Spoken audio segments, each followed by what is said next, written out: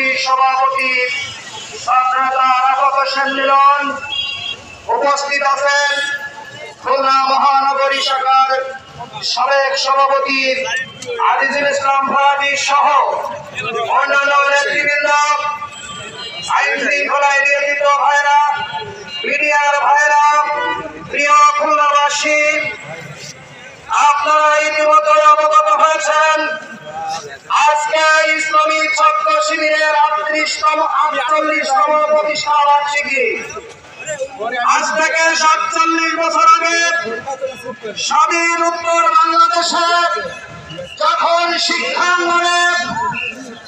লাল বই বগলে নিয়ে ঘুরে বেড়াতো ছাত্ররা, ধর্ম নিরপেক্ষতার নামে ধর্মহীনতা, জাতীয়তাবাদের নামে জাহেলিয়াত, সমাজতন্ত্রের নামে নাস্তিক্য মতবাদীগুলো